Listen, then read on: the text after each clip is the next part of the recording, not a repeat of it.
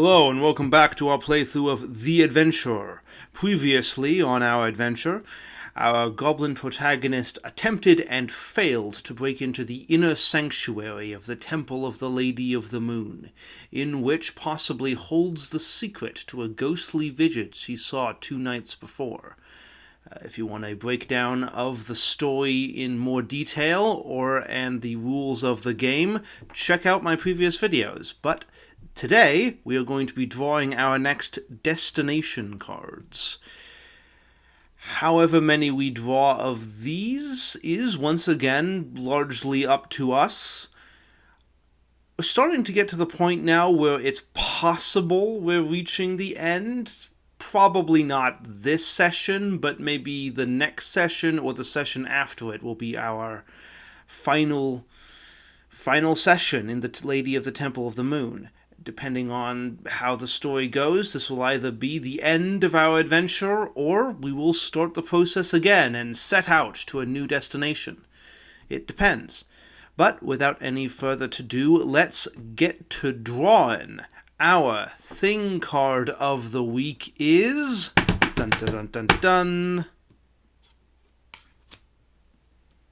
A toy. Okay, interesting. Potentially thematically appropriate. But that depends on what our being card for the week is. Dun dun dun dun dun. Our being card this week is... Bandit Leader. Okay. I may do a little bit of interpretation here to fit this within our story, but I think we could make that work. But finally, but not leastly, our theme of the week is... Dun dun dun dun dun. Death! Okay, then. Okay, I know this doesn't mean actual death, but still, that's, oh boy. I should add death and rebirth. Though I think historically this card has just been death, but... Oh, and upright, too, so that's something. It's more positive, anyway.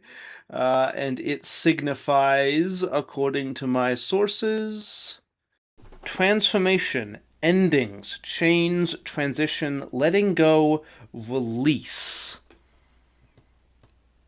Okay.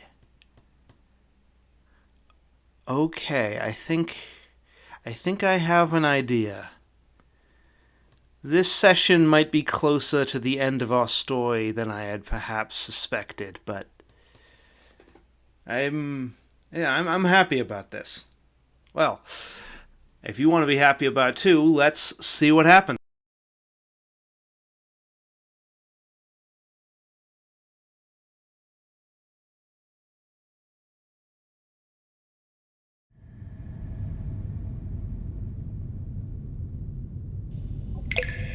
The world is beautiful, Journal.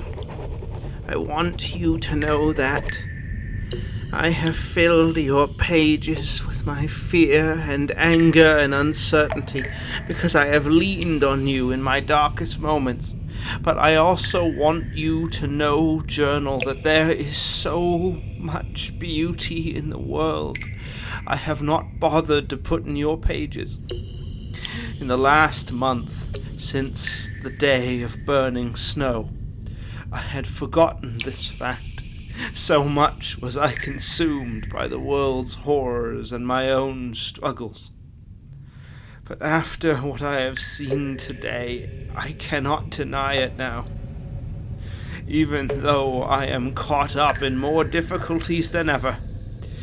But let me tell you my story properly, so that you may understand it well, Journal. On the 7th day after arriving at the temple. You are never going to believe this, Journal, but since I have talked to you last, I have become popular, at least among the radicals. This is not why I think the world is beautiful, but it did help improve my mood. although he who stands like stone had meant to humiliate me by accusing me of blasphemy before the new arrivals. He achieved the opposite effect. Many of them resent the people of the temple and their secrets, and they admired me for trying to break into the temple's inner sanctum. One in particular, he who cuts in darkness. He had led a group of nearly a dozen here when his home in the hills was destroyed by humans. He is always telling stories of how he killed 10 human scouting bands on the way here and stole their supplies. I do not entirely believe all the stories he tells, but I can rely on his actions, as I found out today. He was eager to help me break into the inner sanctuary. He is convinced that within it is a massive storehouse of food and wealth that the priests hoard away. I did not believe this, but I let him think I did, so he would help me. He who cuts in darkness went up to he who stands like stone, where he stood guarding the sanctuary, and told him to his face that the Lady of the Moon was a... Well, I do not want to repeat such things to you, Journal, not today. But enough to say that he who stands like stone wanted him dead. It was a good thing that he who cuts in darkness is as fast as he claims to be. He led him far away from the door he was supposed to be guarding, giving me the opportunity to get in. The door was still locked, of course, but Rapunzel was able to squeeze underneath it and open it from the other side. She giggled the whole time. I was afraid she was going to give us away, but she fell silent when she went inside the sanctuary. Forgive me, Journal. I am at a loss to describe what I saw there. Beyond the door was a natural cave filled with rock crystals. Moonlight shone in from a hole in the ceiling, reflecting off each of the crystals. It was profoundly beautiful, but I barely noticed it, for she was there, is the main thing to say. Grandma was there. But she was there, but she wasn't. I could see right through her, but she spoke to me and kissed my forehead. I wept and asked her if she was real, if this was real. She said to me, "Did I not tell you, little one? Goblins are in moonlight as salt is in water." Grandma was not alone. Just beyond my perception was 1,000 faces and voices reflected in the moonlight. When a goblin dies, we burn them in the light of the moon, and it is said that they join the Lady of the Moon, but I had not thought that it actually happened. The high priests come to this sanctuary to consult the ancestors and gain their wisdom. I had broken the rules by coming here to selfishly partake in what cannot be given to all, but Grandma had broken the rules by visiting me, and was not mad. Before I left, she asked me if I had the small box which had been given to me. I did, though I had never been able to open it. Grandma opened it by what means I know not, and within it was a small child's toy.